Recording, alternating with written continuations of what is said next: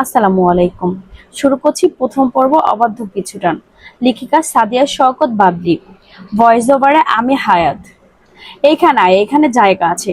ট্রেনের কামরায় বসে হঠাৎ নারী কণ্ঠে এমন এক বাক্যে শ্রাবণে চমকালো তুর্য। সাথে সাথে স্মরণে এক ছাত্র জীবনের বইয়ের পাতায় রবীন্দ্রনাথ ঠাকুরের লেখা সেই ব্যক্তিত্বহীন কাপুরুষের এক গল্প অপরিচিতা। গল্পের অনুপম তার ব্যক্তিত্বহীনতার পরিচয় দিয়েছে, আর আজ বাস্তবে ব্যক্তিত্বহীন হয়ে ধরা দিয়েছে তুর্য নিজে। তুর্য খুব একটা ঘাটল না নারী কণ্ঠধারী ওই রমণীর দিকে। ট্রেনের জানালায় গলিয়ে বাইরের দিকে দৃষ্টি দিল সে। কোলাহলপূর্ণ এক স্টেশনে এখনো থমকে দাঁড়িয়ে রয়েছে তাদের ট্রেনটা। চারদিকে যাত্রীরা গিজগিজ করছে। আরো মিনিট পাঁচেক এ ট্রেন গন্তব্যের উদ্দেশ্যে ছেড়ে যাওয়ার কথা থাকলেও এখনো ছাড়েনি। সব কেমন নিয়মহীন ভাবে চলছে। এই যেন তুর্য জীবনটাও চলছে নিয়মহীন গতিতে। যা তার জীবনে ঘটার কথা ছিল তা ঘটেনি। তপ্ত নিঃশ্বাস ফেললো সে। বাইরের দিকে দৃষ্টি রেখে ডুব দিল ফেলে আসা অতীতের স্মৃতির পাতায়। আজ থেকে বছর পাঁচেক আগে তুর্য তখন মাত্র 21 বছরের এক তরতাজা যুবক। শরীরে তার টকবকে রক্তের দাপট। কেবলই অনার্সের দ্বিতীয় বর্ষের সমাপ্তি ঘটিয়ে তৃতীয় বর্ষে উত্তীর্ণ হয়েছিল সে। সেই সাথে উত্তীর্ণ হয়েছিল নিজের একরোখা স্বাধীন চেতার জীবন। একাদশ দ্বাদশ শ্রেণী পর্যন্ত তুর্য বেশ ভালো ছাত্র এবং ভালো ছেলে হিসেবে পরিচিত থাকলেও অনার্সে ভর্তি হওয়ার পরপরই বিগড়ে যেতে শুরু করেছিল। বন্ধুদের সাথে আড্ডা আর রাজনীতির মাঠে দৌড়াদৌড়ি হয়ে উঠেছিল তার নিত্যদিনের কাম্য। রাতেও বাড়ি ফিরতো খুব দেরিতে। তেমনই একদিন বন্ধুদের সাথে আড্ডা দিয়ে বাড়ি ফিরতে দেরি হয়। প্রায় প্রতিদিন এই অধিক রাতে বাড়ি ফেরা এবং রাজনীতির মাঠে নিজের নাম লেখানো নিয়ে অশান্তি হতো তার পরিবারে। তুর্যর মা তাহমিনা বেগমের বকাঝকা ছিল নিত্যদিনের ব্যাপার, আর সেই বকাঝকার কানে না নেওয়া ছিল তুর্যের প্রতিদিনের চিন্তা চেতনার একটি অবিচ্ছেদ্য অংশ। তবে সেদিন বাড়ি ফেরার পর আর অশান্তি হলো না, তার থেকেও বড় কিছু ঘটলো। বাড়ি ফিরে নিজের কক্ষে যেতেই সেখানে সে দেখা পেয়েছিল মায়ের। তাহমিনা বেগম আগে থেকে তুর্যের ফেরার অপেক্ষায় বসেছিল তার কক্ষে। ছেলেকে কক্ষে প্রবেশ করতে দেখেই বসা থেকে উঠে দাঁড়িয়েছেন তিনি। হাত বাড়িয়ে একখানা গাঢ় সবুজ রঙের পাঞ্জাবি ধরিয়ে দিল তুর্যের হাতে। নির্লিপ্ত ভঙ্গিতে বললেন, আজ তোমার বিয়ে, তাড়াতাড়ি রেডি হয়ে নাও, পাঞ্জাবি পরে নিচে আসো। আকস্মিক মায়ের কণ্ঠে এমন এক সংবাদ শ্রাবণে হতবুদ্ধি সম্পূর্ণ হয়ে উঠেছিল তুর্য। কয়েক মিনিট কেটেছিল ঘোরের মধ্যে। ঘোর কাটতে হতবাক কণ্ঠে সে মাকে জিজ্ঞেস করেছিল, কিসের বিয়ে আর কার সাথেই বা বিয়ে? তাসনিমা বেগম তখন বেশ স্বাভাবিক কণ্ঠে জবাব দিয়েছিল, আমার বান্ধবীর মেয়ের সাথে বিয়ে, তাড়াতাড়ি তৈরি হয়ে নাও, ওরা নিচে অপেক্ষা করছে তোমার জন্য। বিস্ময়ে হয়ে পড়েছিল তুর্য। বান্ধবীর মেয়ে? তুর্যর জানা মতে তাসনিমা বেগমের এক প্রাণপ্রিয় বান্ধবী রয়েছে, তার একটি মেয়েও রয়েছে। সে মেয়ে তুর্যর থেকে বয়সে বেশ ছোট ছিল এবং তাহমিনা বেগমের সেই বান্ধবীর বাড়িও তাদের বাড়ি থেকে বেশ দূরত্ব ছিল। আলাদা আলাদা শহরে ছিল দুজনের বাড়ি, যে কারণে মুঠোফোন সংযোগে তাদের যোগাযোগ থাকলেও দেখা সাক্ষাৎ তেমন ছিল না। তুর্য বেশ আগে মেয়েটিকে দেখেছিল, তাও ভালোভাবে নয়, ওই চোখের দেখা দুই একবার দেখেছিল, এই যা। তুর্য যখন দেখেছিল তখন মেয়েটি বেশ ছোট ছিল। অত ছোট মেয়ের দিকে আর ভালোভাবেই বা দেখবে কি? মেয়েটির নামটা পর্যন্ত তার জানা নেই। আজ যদি কেউ তাকে জিজ্ঞেস করে মেয়েটি কেমন দেখতে ছিল, তুর্য বলতে পারবে না। আর সেই মেয়েটি কিনা তার মার ভাষ্যমতে তার জীবন সঙ্গী নির্বাচন করেছেন। তুর্য সাথে সাথে মায়ের কথার প্রতিবাদ জানিয়ে কণ্ঠে ধ্বনি তুলে বলেছিল, এই বিয়ে আমি করব না, আমার এখনো বিয়ের বয়স হয়েছে নাকি? আর তাছাড়া ওই মেয়েকেও তো একটি বাচ্চা মেয়ে বলে মনে হয়। তাহমিমা বেগম তখন থমথমে কণ্ঠে জবাব দিয়েছিল, পৃথা মোটেও বাচ্চা মেয়ে নয়, ওর বয়স 15। তুর্য অবাক হয়েছিল মায়ের কথায়। 15 বছরের মেয়ে বাচ্চা মেয়ে নয়? তবে কি বুড়ি? তুর্য বিস্ময় নিয়ে বলেছিল, 15 বছরের মেয়ে বাচ্চা মেয়ে নয়? এত কথা না বাড়িয়ে পাঞ্জাবি পরে এসো। তুর্য তবু দমে যায়নি। কণ্ঠে না বোধক ধ্বনি তুলে আবারও বলেছিল, এই বিয়ে আমি করব না। কিন্তু কেউ শোনেনি তার কথা। এক প্রকার ধরে বেঁধে বসিয়ে দিয়েছিল বিয়ের পিঁড়িতে। বিয়ের পিঁড়ি বলতে বিয়েটা তাদের গৃহের বসার কক্ষে হয়েছিল। সোফার মুখোমুখি দুই নরনারীকে বসিয়ে কবুল পড়ানো হয়েছিল। তুর্য যখন পরিবারের চাপে পড়ে পাঞ্জাবি শরীরে জড়িয়ে বসার কক্ষে প্রবেশ করেছিল, তখন সে দেখেছিল ছোটখাটো দেহের এক নারী একখানা লাল শাড়ি জড়িয়ে বসে আছে। মস্তকে এক হাত লম্বা ঘোমটা টেনে বসে রয়েছে সোফায়। তবে ক্রোধ এবং জেদের বশে দ্বিতীয়বার আর ওই নারীর দিকে তাকানো হয়নি তার। কবুল বলতে বলল, কিছুক্ষণ জেদ ধরে বসেছিল কবুল বলবে না বলে, কিন্তু বাড়ির লোকের চাপ, নিজের পিতামাতার ত্যায্য পুত্রের হুমকি এবং জেদের বশবর্তী হয়ে কবুলটা শেষ পর্যন্ত বলেছে সে। ব্যাস এই পর্যন্তই। পরিবার বিয়ে বিয়ে করে তার ওপর চড়া হয়েছিল। একটা ছোট্ট কিশোরী মেয়ের সাথে বিয়ে দেওয়ার জন্য ত্যায্যপুত্র করার হুমকি পর্যন্ত দিয়েছিল। সেও জেদের বশে কবুল বলে দিয়েছিল। কিন্তু বিয়েটা সম্পূর্ণ হওয়ার পর আর বসার কক্ষ থেকে নিজ কক্ষ অব্দি যায়নি তুর্য। সেই মুহূর্তে সে বাড়ি ছেড়ে উঠেছিল এক বন্ধুর বাড়িতে, আর তারপর হোস্টেলে। পরিবারের সদস্যরা অনেক চেষ্টা করেছিল তাকে বাড়ি ফেরানোর, কিন্তু পারেনি। এই ক্রোধের বশে সেদিন নিজের জীবনের কঠিন সিদ্ধান্তটা নিয়েছিল সে। বাবা মা বাড়িঘর ত্যাগী হয়ে উঠেছিল অন্য শহরে। তারপর সময় গড়ালো, ধীরে ধীরে ক্রোধ কমলো। অচেতন মন বারবার জানান দিল তার হঠাৎ বিয়ের কথা। হোক জোর করে বিয়ে, কিন্তু বিয়ে তো হয়েছিল। দিন দিন কেমন ওই কিশোরীর মেয়েটার প্রতি অনুভূতি প্রখর রূপ ধারণ করতে শুরু করলো তার। প্রথম দিকে এই অনুভূতি তুর্য মানতে না চাইলেও সময়ের সাথে সাথে মানতে বাধ্য হলো। অদৃশ্য এক পিছুটান অনুভব করলো তার ফেলে আসা কিশোরী বউয়ের প্রতি। এই বুঝি পবিত্র সম্পর্কের টান, এই বুঝি ওই কবুল বলার মহত্ব। তুর্য প্রাণপণ চেষ্টা করেছিল নিজেকে দমাতে, কিশোরী মেয়েটার থেকে মন সরাতে, কিন্তু পারেনি সে। ধীরে ধীরে সময় গড়ালো, আর তুর্য অবাধ্য এক পিছুটানে আটকে গেল ভীষণ বাজেভাবে। একটা সময় বুঝলো সে নিজের অজান্তে ভালোবেসে ফেলেছে তার কিশোরী বউকে। এক প্রকার না দেখা ভালোবাসা, না মানা বউটা ডাকাতের মতো গ্রাস করে নিয়েছে তুর্যর শক্ত পোষণ হৃদয়কে। দিনে দিনে বউয়ের প্রতি অস্থিরতা বাড়লো, ছুটে আসতে ইচ্ছে হয়েছিল বাড়িতে। একটাবার ওই কিশোরী মেয়েটার মুখ দর্শনের জন্য উতলা হয়ে উঠেছিল হৃদয়, কিন্তু তখন যে দেরি হয়ে গিয়েছিল বড্ড। সে চাইলেও ফিরতে আর পারছিল না। নিজের দায়িত্ব কর্তব্য বেড়াজালে আবদ্ধ হয়ে পড়েছিল খুব। বাড়ির লোকদের সাথে অবশ্য মাঝে মাঝে কথা হতো তুর্যর। তখন ভীষণভাবে ইচ্ছে হতো একবার বইয়ের কথা জিজ্ঞেস করতে, একবার তার কিশোরী বইয়ের সাথে কথা বলতে, কিন্তু লজ্জা, সংকোচ আর সময় স্বল্পতার জন্য তা হয়ে ওঠেনি কখনো।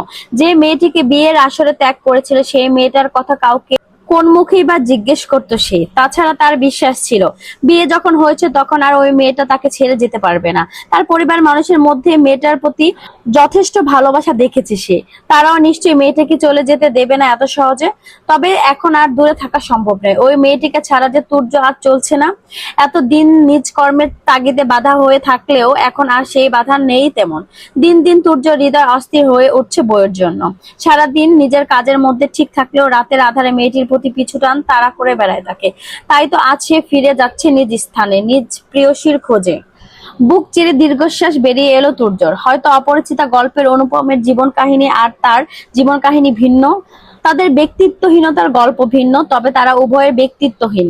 পৃথিবীর সবার কাছে হয়তো বিয়েটা জোর করে হয়েছিল বলে তুর্য ব্যক্তিত্বহীন হিসেবে ধরা দেবে না, কিন্তু নিজ স্ত্রীর নিকট সে ব্যক্তিত্বহীন কাপুরুষ। বিয়ের পরের মুহূর্তে যে পুরুষ নিজ স্ত্রীকে ত্যাগ করে তাকে এছাড়া আর কোন শব্দ দ্বারাই সংশয়িত করা যায়? যেভাবেই হোক, একটি মেয়ে তার সাথে বিয়ে হয়েছিল, একটি পবিত্র বন্ধনে আবদ্ধ হয়েছিল তারা। সেখানে 21 বছরের এক যুবক হয়ে নিজের বিয়ে আটকাতে সক্ষম হয়নি তুর্য। তুর্য যেখানে, ওই কিশোরী মেয়েটি তো নিতান্তই ক্ষুদ্র। এই মেয়েটি তো কোনো দোষ ছিল না এতে। অন্যায় ছিল তার ছেড়ে যাওয়া, নিজের দায়িত্ব এড়িয়ে যাওয়া, অবহেলা করা একটি পবিত্র সম্পর্ককে। তুর্য নিগড় চিন্তা ভাবনার মাঝে বাইরে থেকে হত্যদন্ত হয়ে ট্রেনের কামরায় প্রবেশ করলো তাজা এক যুবক। শক্ত পোষণ পুরুষালী তার দেহে আটসাট বেঁধে রয়েছে একখানা ছাই রঙের ছোট কলারের শার্ট। কপালে দেখা মিলল মুক্ত দানার মতো বিন্দু বিন্দু ঘামের। তুর্যের কর্মস্থানের সহকারী পুরুষ সে, তার নাম অরুষ শেখ। প্রায় বছর 2 ধরে সে আছে তুর্যের সাথে। রাতে ঘুম ছাড়া দিনের প্রায় বেশিরভাগ সময় একসাথে থাকে তারা। ছেলেটা ছোটবেলা থেকে নিজের পরিবার অর্থাৎ বাবা মা এবং ভাইকে হারিয়েছে। বড় হয়েছে কখনো নানা বাড়ি, কখনো দাদা বাড়ি, ঠেলাঠেলি করে। অতঃপর নিজ যোগ্যতায় যোগদান করেছিল তুর্যের সাথে এক দায়িত্বশীল পেশায়। তারপর থেকে তাদের একসাথে পথ চলা। আস্তে আস্তে দুজনের মধ্যে একটা ভালো সম্পর্ক গড়ে ওঠে। এই যে আজ পর্যন্ত তুর্য এত বছর পর বাড়ি ফিরছে, তখন এই অরস নামক ছেলেটা একা ফেলে রেখে যেতে ইচ্ছে হয়নি, তাই তাকেও নিজের সাথে করে নিয়ে যাচ্ছে তার বাড়িতে।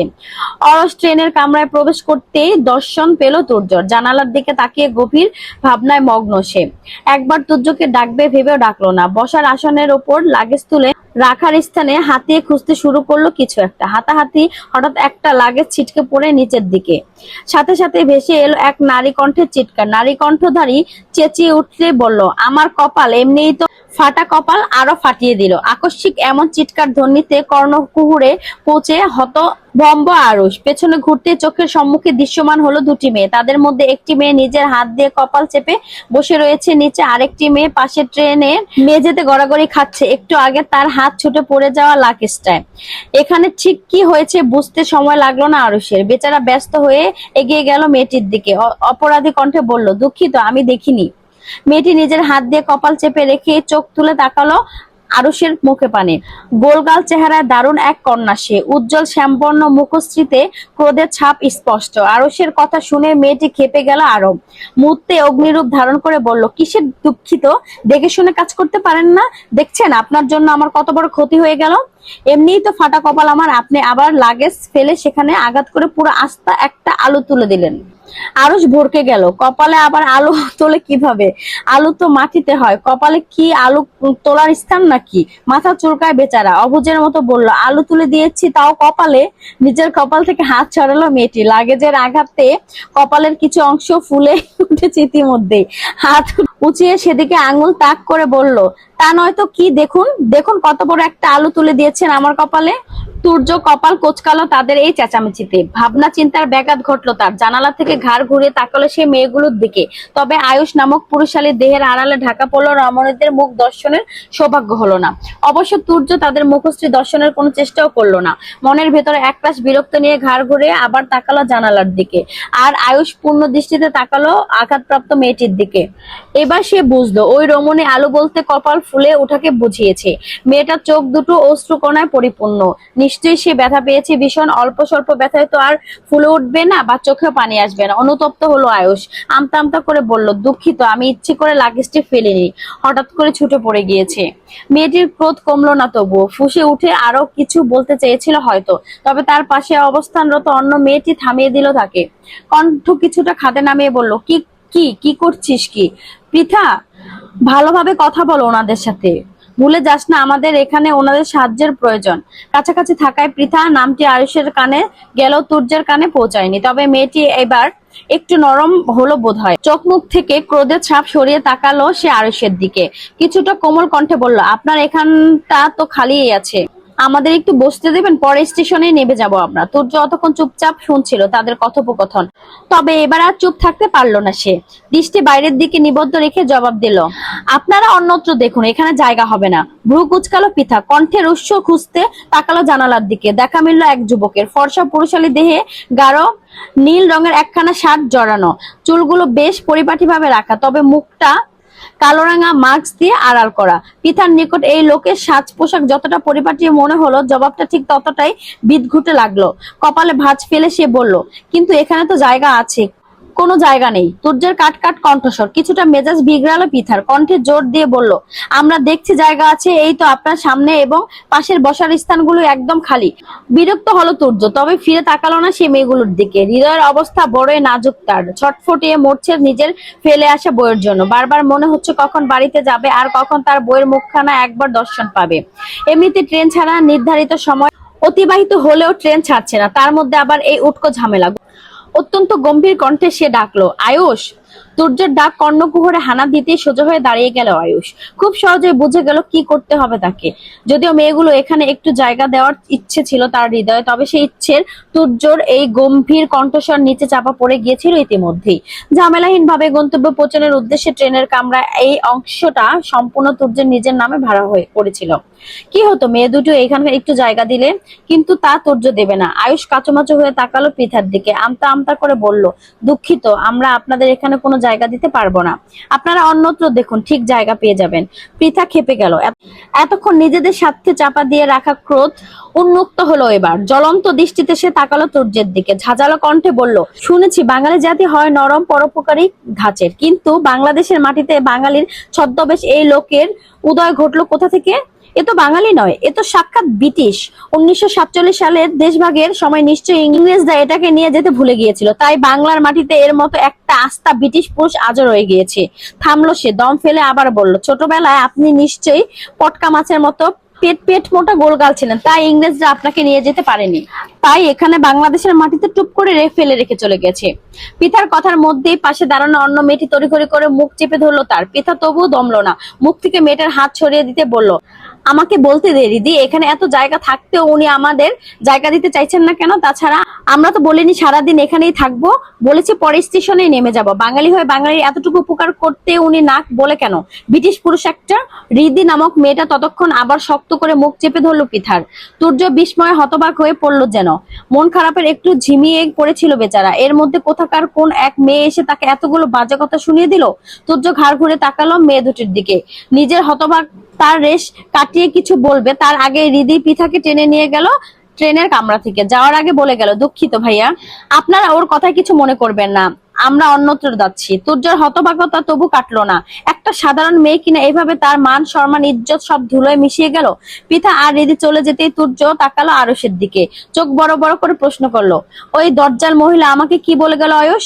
আরশ কোন রূপে চিন্তা ভাবনা ছাড়াই ফট করে জবাব দিল, ব্রিটিশ পুরুষ। তুর্য যেন আকাশ থেকে পড়লো মাত্রই, চোখে মুখে বিস্ময়ের ভাব ফুটিয়ে তুললে বলল, আমার মতো একটা অতিমাত্রায় ভদ্র সুদর্শন হাঁসের বাচ্চাকে কিনা ওই দজ্জাল অভদ্র মহিলা ব্রিটিশ পুরুষ বলে চলে গেল? এইটুকু বলে থামলো সে, দাঁতে দাঁত পিষে আবার বলল, ওই দজ্জাল মহিলা আমাকে ব্রিটিশ পুরুষ বলে নাচতে নাচতে চলে গেল, আর তুই দাঁড়িয়ে দাঁড়িয়ে শুনলি, কোনো প্রতিবাদ করলি না? আয়ুষ ভড়কে গেল। সেখানে তার সারি মেয়েগুলোর ওপরে কিছু বলতে পারলো না, সেখানে সে কি করে বলবে? তাছাড়া পিঠা নামক মেয়েটি পুরো কথা শেষ করার আগেই তো অন্য মেয়েটা তাকে টেনে নিয়ে চলে গেল। কিছু বলার সময় কোথায়? আয়ুষ এলোমেলো দৃষ্টি ফেললো, ঢোক গিলে জবাব দিল, কিছু বলার তো সুযোগ পাইনি স্যার, তার আগে মেয়েগুলো চলে গেল। তুর্য কানে নিল না আয়ুষের কথা, কটকট করে বলল, তুই তো মীর জাফরের বংশধর, নিশ্চয়ই ওই মেয়েটা আমাকে ব্রিটিশ পুরুষ বলে গেছে বলে মনে মনে খুশি হয়েছিস ভীষণ। একবার শুধু আমাকে বাড়িতে যেতে দে, মুরগির বাচ্চার মতো বউটাকে দেখা পেতে দে, তারপর তোকে আমি ট্রাক চাপা দিয়ে মারবো বেয়াদব। এবার ঢোক গিলল আরুষ, তবে বলার সাহস পেল না কিছুই। এখন কিছু বলার মানে তুর্যকে আরো খেপিয়ে দেওয়া। এমনি তার সারে যা ক্রোধ, পরে দেখা যাবে ক্রোধের বসে ট্র্যাক চাপা পর্যন্ত আর অপেক্ষা করেনি, আর তার আগে ট্রেনের দরজা দিয়ে ছুড়ে মেরে নিহত করে ফেলেছে তাকে। তপ্ত নিঃশ্বাস ফেললো বেচারা। নিজের সিটে বসতে গিয়ে খেয়াল করলো পায়ের কাছে একটা কার্ড পড়ে আছে, দেখা তো মনে হচ্ছে কারো জাতীয় পরিচয়পত্র। আয়ুষ কৌতূহল বশত ঝুঁকে মেঝে থেকে কার্ডটা হাতে তুলে নিল। পরিচয়পত্রটা উল্টাতে পাল্টাতে দেখতে দেখতে চোখ পড়লো নামের স্থানে, বেশ গোটা গোটা অক্ষরে লেখা পিঠা ইসলাম, বাবার নাম পলাশ শিকদার, মায়ের নাম সুফিয়া বেগম, ঠিকানাটা রাজশাহীর। অরসের স্মরণে এলো একটু আগে ঝড়ের গতিতে ঝগড়া করা মেয়েটিকে। পাশের মেয়েটি, এই মেয়েটিকেই তো পিতা নামে সম্বোধন করেছিল, তার মানে এই পরিচয়পত্রটা তার। আরুষ দেরি করলো না, এক প্রকার দৌড়ে গেল দরজার নিকট। ট্রেনের দরজার দিকে উকি ঝুঁকি মেরে মেরে মেয়ে দুটোকে খোঁজার চেষ্টা করলো, কিন্তু ভিড়ের মধ্যে কোথাও দেখা পেল না তাদের। এদিকে আবার ট্রেনও ছেড়ে দিয়েছে, তাই আর তাদের খোঁজার চেষ্টা করলো না আরুষ। পরিচয়পত্রটা সযত্নে নিজের পকেটে পুরে নিল। ঢাকায় ফিরে পরিচয়পত্র যে মোবাইল নাম্বার দেওয়া আছে তাতে যোগাযোগ করবে আর যাবে, কিংবা ভাগ্যের ফের হলে যদি কখন আবার দেখা হয় তখন না হয় ফেরত দেওয়া যাবে। সময় গড়ালো কিছুটা। আকাশের অবস্থানরত উজ্জ্বল সূর্যটা দৃষ্টির মধ্যে এক কোণে ঢলে গিয়েছে, রক্তিম বর্ণ ধারণ করেছে, জানান দিচ্ছে সন্ধ্যার। টানা 6-7 ঘন্টা ব্যবধানে তুর্য রাজশাহী থেকে ঢাকায় পৌঁছেছিল বিকেলের দিকে। তারপর স্টেশন থেকে শুধু বাড়িতে পৌঁছানোর এতটা সময় ব্যয়। ঢাকার রাস্তাগুলো সর্বদাই ভীষণভাবে যানজটে পরিপূর্ণ থাকে, এই তার প্রমাণ। তুর্য সিএনজি থেকে নেমে দাঁড়ালো নিজ বাড়ির অভিমুখে।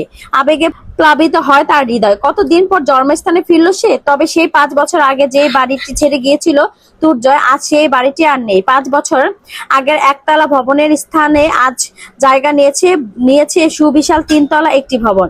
বাহ্যিকভাবে পুরো বাড়ি শৌখিন কারুকাজে পরিপূর্ণ। সম্মুখীন ভাবে আবার একটি ফুলের বাগানও রয়েছে। সন্ধ্যায় এই আলো আধারে খেলায় বাগানের সব ফুলগুলো তুর্য পরিপূর্ণভাবে চেনে উঠতে পারছে না বলেও গাছের কাছে যে রং বেরঙের ফুল ধরেছে তা বেশ বুঝলো।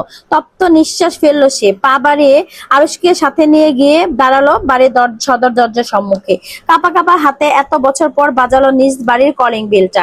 প্রায় সাথে সাথে খুলে গেল দরজাটা। সম্মুখে দৃশ্যমান হলো এক যুবক।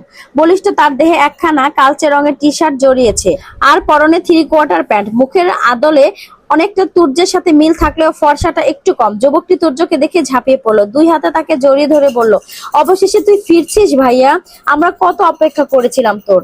তুর্য প্রথমে হাসলো নিজের মেজ ভাইয়ের কণ্ঠে উচ্চারিত আবেগপ্রবণ বাক্য শুনে, তবে পরক্ষণে আবার নাক মুখ কুঁচকে নিল। নিজের থেকে ভাইকে সরিয়ে দিতে দিতে বলল, আমাকে ছেড়ে কথা বল তৌফিক, তোর এই দামড়া হাতির বাচ্চার মতো শরীরের চাপে আমি নিঃশ্বাস নিতে পারছি না।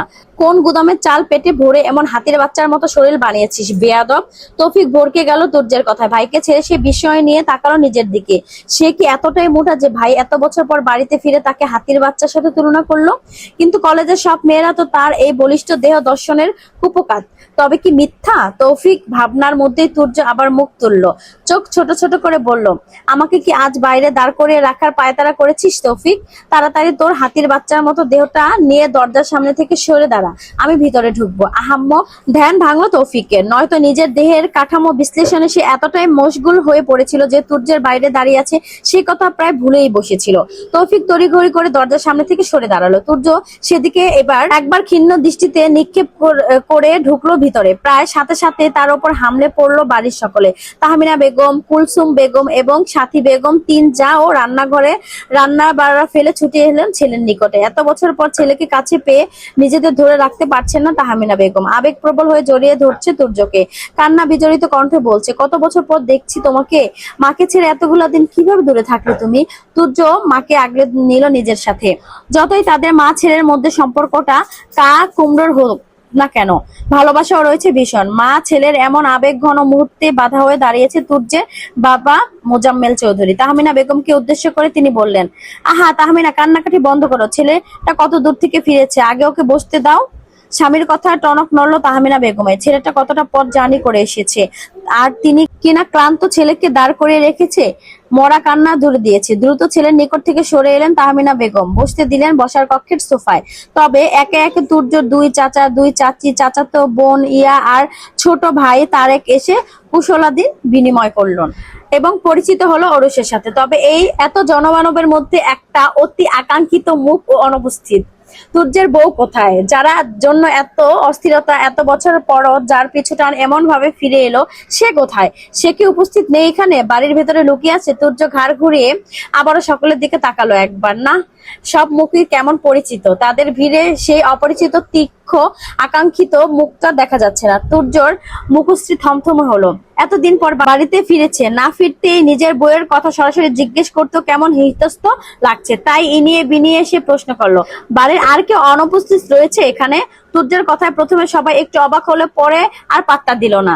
সে কাকে খুঁজছে কে জানে। তবে তারেক ভ্রু কুচকে শুধালো, অনুপস্থিত কে থাকবে আবার? সবাই আছে। তুর্য নিরাশ হলো।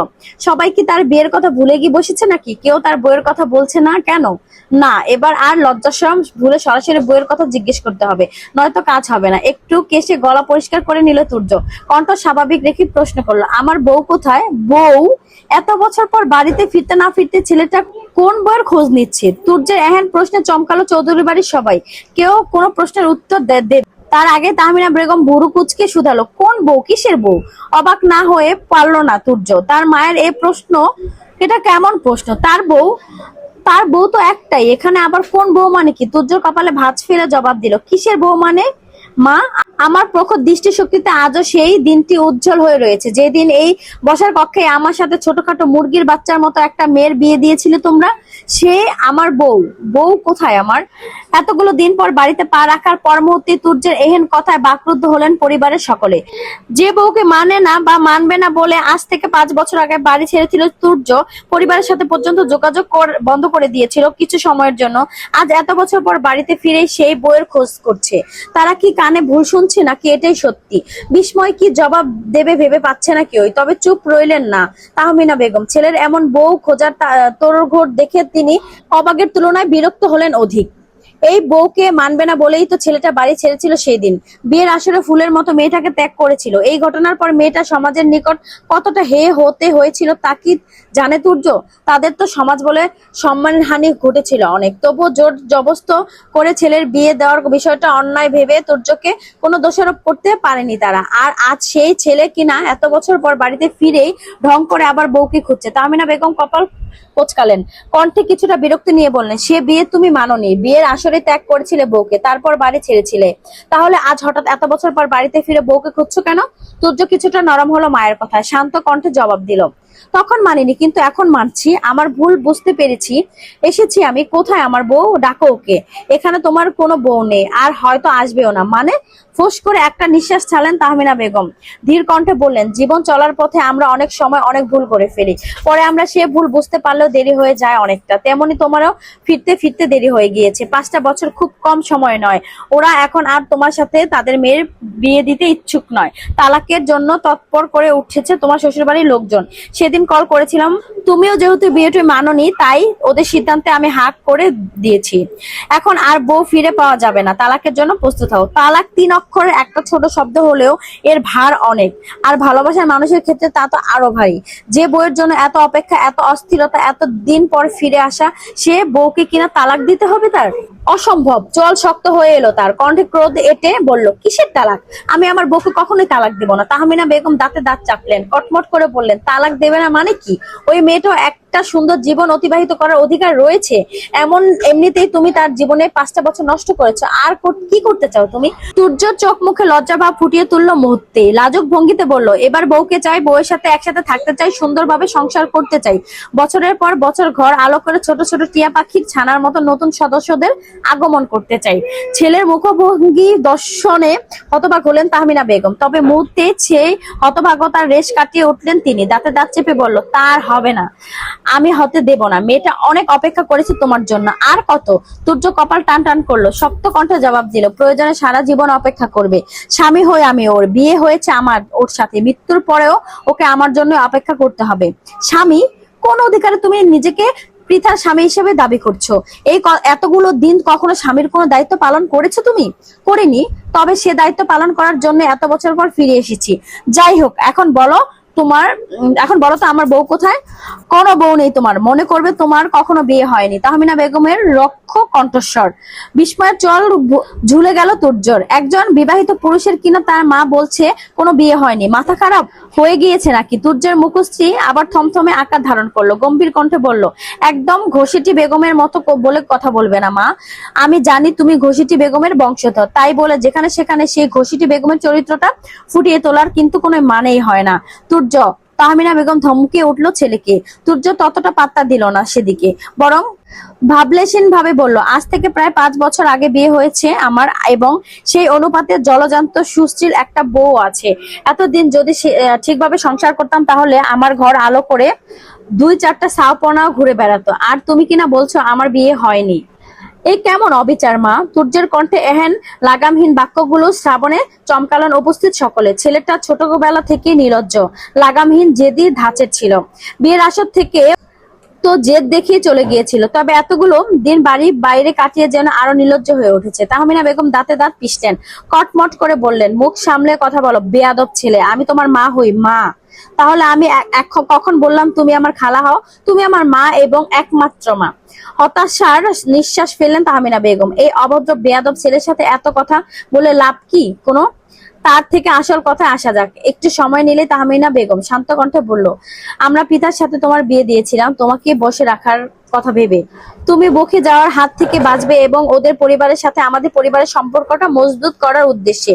তা তো হলোই না, উল্টে আমাদের দুই পরিবারের মধ্যকার সম্পর্ক আরো নষ্ট হলো। যাই হোক, বাদ দাও পুরনো কথা। এখন ওরা তোমার আর পৃথা তালাকটা তাড়াতাড়ি করে সেরে ফেলতে চাইছে। আশা করছি এত বছর পর ফিরে এসে আর কোনো ঝামেলা করবে না, তালাকটা দিয়ে দিবে তুমি। আমি আমার বউকে নিয়ে সংসার করার উদ্দেশ্যে ফিরে এসেছি, সেখানে তালাক তো কোনো প্রশ্নই ওঠে না। দৃঢ়তার সাথে কথাটা বলে একটু থামলো তুর্য, ভ্রু কুঁচকে আবার বলল, এই তালাকের বুদ্ধিটা কে বের করেছে বলো তো মা? নিশ্চয়ই আমার ওই রাজ্জাকার শ্বশুরটা। উনি ছাড়া এই ধরনের কূটবুদ্ধি তো আর কারো মাথায় আসার কথা নয়। তারা ভুল কিছু তো বলেনি। মায়ের এমন ভাষ্যে তুর্যের হৃদয় ক্রোধ জন্মালো কিছুটা, তবে সে ক্রোধ সংযত করলো। জোরে জোরে কয়েকটা নিঃশ্বাস ফেলে বলল, পৃথা এখন কোথায়? ওদের ঠিকানাটা দাও। জানি না আমরা, ওরা আর আগের স্থানে থাকে না, অন্য কোথাও চলে গিয়েছে। অস্থির হলো তুর্যের হৃদয়, কিছুটা অশান্ত হয়ে প্রশ্ন করলো, অন্য কোথাও মানে? কোথায় গিয়েছে ওরা? তা আমরা জানি না, আমাদেরকে বলে গেছে নাকি? তাহমিনা বেগমের থমথমে কণ্ঠস্বর। তুর্যের ভ্রু যুগল কুচকে এলো, সন্দিহান কণ্ঠে সে বলল, তুমি না কিছুক্ষণ আগে বললে আমার শ্বশুর বাড়ি থেকে তালাকের জন্য তোমাকে কল করেছিল? তোমরা যদি তাদের সাথে কোনো যোগাযোগই না থাকে, তাহলে কোথা থেকে এটা জানলে? না হলে তারা তোমাকে কল কিভাবে করলো? তাহমিনা বেগম চিবিয়ে চিবিয়ে উত্তর দিলেন, কল করেছে মানে কি তারা কোথায় আছে সেই ঠিকানা আমাকে বলে দিয়েছে নাকি? যেখানে আমাদের জন্য ওরা শহর ছেড়েছে, সেখানে ওরা কোথায় গিয়েছে সে কথা আমাদের বলে যাবে? এটা তোমার মোটা মাথায় এলো কিভাবে? তুর্যের মোটা মাথা কথাটা সে মানতে পারলো না কিছুতেই, তবে এই মুহূর্তে প্রতিবাদ করলো না, কিছু অবাক হয়ে শুধালো, আমাদের জন্য ওরা শহর ছেড়েছে মানে? তুমি চলে যাওয়ার কিছুদিন পরে ওদের কিছু আত্মীয় দ্বারা তোমার আর পৃথার বিয়ের ব্যাপারটা জানাজানি হয়ে গিয়েছিল ওদের এলাকায়।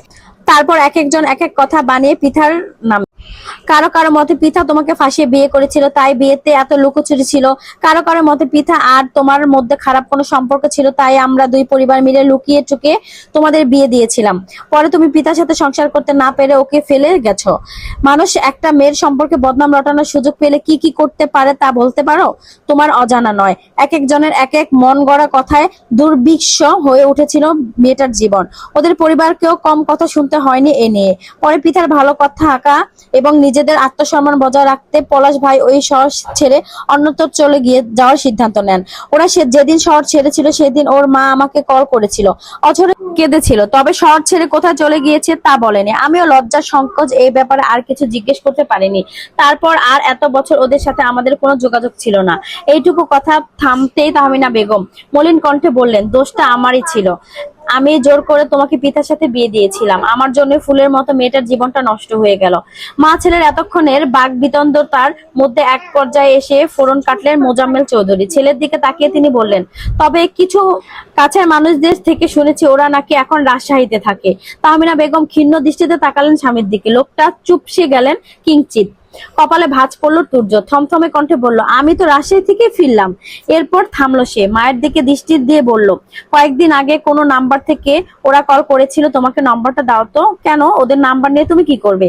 আগে দাও তারপর বলছি। তাহমিনা বেগম আর কথা বাড়ালো না, পাশ ফিরে তারেককে তাকিয়ে আদেশ দিলেন, রুম থেকে আমার মোবাইল ফোনটা নিয়ে এসো তো। মায়ের আদেশে দেরি করলো না, তবে তারেককে দৌড় লাগাতে দেরি হলো। কক্ষে চলে এলো, হাঁপাতে হাঁপাতে বলল, এই নাও তোমার মোবাইল।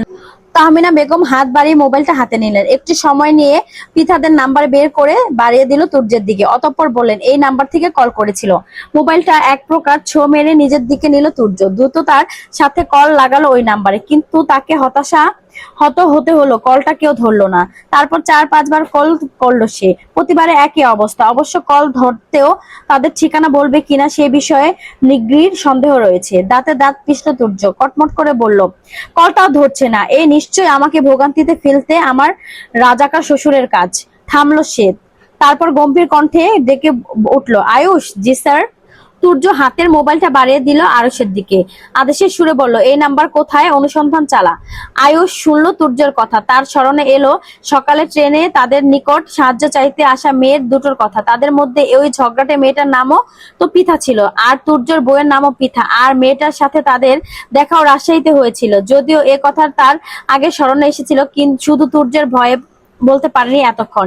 যদি ওই পিথাই তুর্যের বউ পিথা হয়, তখন আবার ওর ওপরে খেপে যাবে। এমনই ওই ঝগড়াটে মেয়েটার তুর্যকে ব্রিটিশ পুরুষ বলেছিল বলে মেয়েটার প্রতি ক্ষোভ রয়েছে তার। কিন্তু এখন আরশের মনে হচ্ছে কথাটা একবার হলে বলা উচিত। এই পিতা তুর্যের বউ পিতা হলেও তো হতে পারে। ভাগ্য কখন কি করে কাকে কার সম্মুখীন এনে দাঁড়া করে দেবে তা বলা যায় না। আয়ুষ চোখ ঘুরিয়ে তাহমিনা বেগমের দিকে তাকালো, গড়গড় করে বলল, স্যারের বইয়ের নাম কি পিথা ইসলাম, বাবার নাম পলাশ শিকদার, মায়ের নাম সুফিয়া বেগম, আর বয়সটা 20-এর মতো। তাহমিনা বেগম আশ্চর্যিক হলেন, কিছুটা অবাক সুরে বললেন, হ্যাঁ, কিন্তু তুমি জানলে কিভাবে? তুমি কি কোনোভাবে পিতাকে চেনো? আরুষ ঘাড় ঘুরে তাকালো তুর্যের দিকে। তুর্য তার মায়ের করা প্রশ্নের উত্তর জানার জন্য উৎসুক হয়ে তাকিয়ে রয়েছে। ঢোক গিলল আয়ুষ, আমতা আমতা করে বলল, স্যার, সকালে ট্রেনে দুটো মেয়ে আপনার কাছে সাহায্য চাইতে এসেছিল, কিন্তু আপনি তাদের সাহায্য না করে একটা মেয়ের সাথে ঝগড়ায় লিপ্ত হয়ে তাড়িয়ে দিয়েছিলেন। ওই মেয়েটাই আপনার বউ ছিল। তুই জানলি কিভাবে? আয়ুষ তড়িঘড়ি করে পকেট থেকে পৃথা জাতীয় পত্রটা বের করে বাড়িয়ে দিল তুর্যের দিকে। স্বাভাবিক কণ্ঠেই বলল, আপনার বউ একটা ভুলে ট্রেনে ফেলে গিয়েছিল, ওইখানে তার নাম ঠিকানা সব আছে। তুর্য আয়ুষের হাত থেকে পরিচয়পত্রটা নিয়ে নিল। এবার উল্টে পাল্টে দেখতে শুরু করে হুট করে চেঁচিয়ে উঠল, আতঙ্কিত সরে বলল, এ কি, আমার বউকে এখানে এমন ভয়ঙ্কর পেত্নির মতো দেখাচ্ছে কেন? মনে হচ্ছে এই পরিচয়পত্র থেকে বেরিয়ে এখনই খেয়ে নিবে আমাকে। তুর্যের আতঙ্কিত কণ্ঠস্বর শুনে তার দিকে ছুটে এলো তৌফিক, তারেক এবং ইরা। উকি ঝুঁকি মেরে দেখলো পরিচয়পত্র বসানো পিঠার ছবিখানা। তৌফিক দুঃখের সাথে বলল, তোর বইয়ের ছবি তো সুন্দরই এসেছে ভাইয়া, অত্যন্ত জীবিত প্রাণীর মনে হচ্ছে। আমার জাতীয় পরিচয়পত্রের ছবি দেখলে মনে হয় মাত্র কবর থেকে তুলে জোরপূর্বক বসিয়ে দিয়ে ফটাফট ছবি তুলে নিয়েছে। ইরা সায় জানালো তৌফিকের কথায়, হতাশের কণ্ঠে বলল, আমার ছবির অবস্থা তো আরো শোচনীয়, দেখলে মনে হয় ওটা আমার নয়, আমার স্থানে অন্য গ্রহের কোনো প্রাণীর ছবি বসিয়ে দেওয়া হয়েছে। তুর্য তেমন একটা কানে দিল না ভাই বোনের কথায়। আয়ুষের দিকে তাকিয়ে জিজ্ঞেস করলো, আমার বউ কি এমন পেতনির মতো দেখতে আয়ুষ? আয়ুষ সাথে সাথে ডানে বামে মাথা ঝাঁকালো, বর্ণনা দিয়ে বলল, না স্যার, আপনার বউ যথেষ্ট সুন্দরী, উজ্জ্বল শ্যামবর্ণ গায়ের রং, ডাগর ডাগর আঁখি। এইটুকু বলতে থামতে হলো তাকে। তুর্য ফুঁসে উঠলো ইতিমধ্যে। আয়ুষের দিকে তেড়ে গিয়ে বলল, তোর চোখ দুটো আমি মার্বেল খেলবো, মির্জাফরের বংশধর তুই আমার বইয়ের দিকে এত নিখুঁত ভাবে তাকিয়েছিস কোন সাহসে? আয়ুষ পড়লো মহাবিপাকে। তাকে এত বর্ণনা দিয়ে কে বলতে বলেছিল? তুর্যের প্রশ্নের পরিপ্রেক্ষিত আপনার বউ সুন্দর, এইটুকু উত্তর দিলেই তো হতো। এইটুকু ভালোভাবে বর্ণনা দিতে গিয়েও এখন ঝামেলায় পড়তে হবে। ঢোক গিলল বেচারা, এলোমেলো দৃষ্টি ফেললো, বলল, তখন তো আমি জানতাম না ওটা আপনার বউ স্যার, তাহলে কোনো দিকেই তাকাতাম না। তুর্য তবুও দমলো না, কটমট করে বলল, তুই তাকাবি কেন? মেয়ে দেখলেই শুধু তাকাতে ইচ্ছে হয়, তোর চোখ আমি তুলে নিব, হতচ্ছাড়া বেয়াদব। আয়ুষ ভীত হলো, মিনমিনিয়ে কণ্ঠ বলল, আর তাকাবো না স্যার। তুর্য এবার তীক্ষ্ণ দৃষ্টিতে তাকালো আয়ুষের দিকে, তবে আর কথা বাড়ালো না। এখানে অনেক কাজ বাকি আছে তার। আপাতত এই জাতীয় পরিচয়পত্রে যে নাম্বারটা আছে এটা কল করতে হবে। তুর্য সময় নষ্ট না করে পকেট থেকে নিজের মোবাইলটা বের করে পরিচয়পত্র দেখে ঝটপট নাম্বারটা তুলে দিল তাকে। দ্রুত কল লাগিয়ে কানের কাছে ধরলো মোবাইলটা। তবে এবার হতাশ হতে হলো তাকে। আগের নাম্বারটা তো তাও কল ঢুকেছে, এটা বন্ধ বলছে। এরা কি সব নাম্বার বন্ধ করে তাকে বইয়ের থেকে দূরে সরিয়ে রাখার পায়তারা করছে নাকি? তুর্য ক্রোধে চোখ বন্ধ করে নিঃশ্বাস ফেললো কয়েকটা, বিড়বিড়িয়ে বলল, চারদিকে সব বিশ্বাসঘাতকের দল, মুরগির বাচ্চার মতো বউটাকে আমার থেকে দূরে সরিয়ে আমাকে বউ ছাড়া করার পায়তারা করছে সবাই। আমিও তুর্য চৌধুরী, দেখে নিব সব কটাকে। এরপর তুর্য তাকালো মোজাম্মেল চৌধুরীর দিকে, কণ্ঠ উঁচিয়ে বলল, বাবা, গাড়ির চাবিটা দাও তাড়াতাড়ি, আমি এখনই রাজশাহী যাব আমার বউকে ফিরিয়ে আনতে। একটু আগেই তো বাড়ি ছেলে এত বছর পর বাদে বাড়ি ফিরলো, এখনই আবার চলে যাবে? তুর্য এভাবে চলে যাওয়ার সংবাদ মানতে পারলো না কেউই। বাড়ির সবাই হামলে পড়লো তাকে বোঝাতে। তাহমিনা বেগম থমথমে কণ্ঠে বলল, তোমার আসার কথা শুনে সকাল থেকে আমি তোমার চাচিরা মিলে তোমার জন্য পছন্দের খাবারগুলো রান্না করে সাজিয়ে রেখেছি। এখন তুমি না খেয়ে চলে যাওয়ার মানে খাবার নষ্ট। সে যেখানে যাও খাবার খেয়ে তো তারপরে যাও। হতবাক হলো তুর্য, এতদিন পর বাড়িতে ফিরে আবার বাড়ি থেকে যেতে চাইছে। সেদিকে তার মায়ের কোনো হুঁশ নেই, হুঁশ শুধু ওই খাবার নষ্ট হওয়ার দিকে। বিস্ময় চল বুঝছে পড়লো তুর্যর। তার মা তো নাকি হাসপাতালে বসে অনেক মায়ের সাথে তার মা বদল হয়ে গিয়েছে? হলেও হতে পারে, নয়তো তার মতো একটা নিরীহ হাঁসের বাচ্চা মা কিভাবে ঘসিটি বেগমের বংশধর হয়? তুর্য এবার ক্ষীণ দৃষ্টিতে তাকালো মায়ের দিকে, তারপর ঘাড় ঘুরে ইরাকে বলল, আরুষকে ওর কক্ষ দেখিয়ে দে ইরা, ও ফ্রেশ হয়ে আসুক, ততক্ষণ আমি ফ্রেশ হই, তারপর একসাথে খাবো। কথাটা শেষ করেই ধূপধাপ পা ফেলে তৌফিককে নিয়ে নিজ কক্ষের দিকে চলে গেল সে। আর ইরা এগিয়ে গেল আরুষের দিকে, নর্ম কণ্ঠে বলল, আপনি আসুন আমার সাথে। কণ্ঠে তোতা বাক্যের সমাপ্তি ঘটিয়ে ইরা পা বাড়ালো অন্দরমহলে। আরুষ দেরি করলো না, তার লাগেজ নিয়ে হাঁটা ধরলো মেয়েটার পিছু পিছু। ইরা এই বাড়িতে আসার পর মেয়েটিকে প্রথম দর্শনেই ঢেউ উঠেছে আরুষের হৃদয়ে। ছোটখাটো গৌরবর্ণ শরীরে নজর কাড়া এক মাধুর্য এই কন্যার চেহারায়, কি অসংখ্য মায়া ছড়াছড়ি মেয়েটির মুখশ্রী জুড়ে। আচ্ছা, এই মেয়েটার নাম কি শুধু ইরা, নাকি একটু কাব্যিক আঙ্গিতে নিয়ে বতীও আছে? আরুষ অপুষ্ট স্বরে আওড়ালো, ইরা বতী। নামটা ভাবতে ভাবতে আনমনে অল্প বিস্তরিত হাসি ফুটে উঠলো তার কণ্ঠে। তবে পর মুহূর্তে আবার নিজের ভাবনা চিন্তার উপর নিজেই বিরক্ত হলো আয়ুষ। এসব কি ভাবছে আমি? ইরা তুর্যের বোন, অর্থাৎ তারও বোন। তা ছাড়া তুর্য যদি কোনোভাবে টের পায় আরুষের হৃদয়ে তার বোনকে নিয়ে উল্টাপাল্টা ধ্যান ধারণা জন্মেছে, তবে নির্ঘাত কেটে কুচি কুচি করে দূষিত বুড়িগঙ্গা নদীতে পানিতে ফেলে দেবে। ঢোক গিলল বেচারা, মাথা ঝাঁকিয়ে ইরার নামটা বের করে দিতে চাইলো মস্তিষ্ক থেকে। বিড়বিড়িয়ে বলল, বাঁচতে চাইলে একদম উল্টাপাল্টা চিন্তা ভাবনা মাথায় আসবে না, যা ভাগ। আরুষের মস্তিষ্ক থেকে উল্টাপাল্টা চিন্তা ভাবনা ভাগার নাম তো নিলই না, উল্টে তাকে ধরে বেঁধে ফেলে দিল বিপদে। বেচারা নিজের খেয়ালে হাঁটতে হাঁটতে হঠাৎ করেই তার পা বাঁধলো হাতে থাকা লাগেজের এক কোণে। মুহূর্তে শরীরে ভারসাম্য হারালো সে। নিজেকে মেঝেতে পড়া থেকে বাঁচানোর অনেক চেষ্টা করতে বাঁচতে পারলো না শেষ পর্যন্ত। সম্মুখে আরুষের প্রায় কাছাকাছি অবস্থিত ছিল ইরার, যার দরুন তার ধাক্কা খেয়ে প্রথমে ইরা পড়লো ইট কনক্রিটে গড়া মেঝেতে তার ওপর পড়লো আরশ। তবে এই পড়া মেয়েটা ওই নাটকের সিনেমার নায়ক নায়িকার মতো রোমান্টিক পড়া নয়, এই পড়া মান সম্মান নিয়ে টানাটানি পড়া। মেঝেতে পড়ে চেঁচিয়ে উঠলো ইরা, গলা বাড়িয়ে বলল, আল্লাহ গো, আমার কোমরটা বুঝি গেল। আরশ হকচকাল তড়িঘড়ি করে উঠে দাঁড়ালো ইরার উপর থেকে। এ বাড়িতে পা রাখতে না রাখতে একই লজ্জাজনক পরিস্থিতির শিকার হতে হলো বেচারাকে।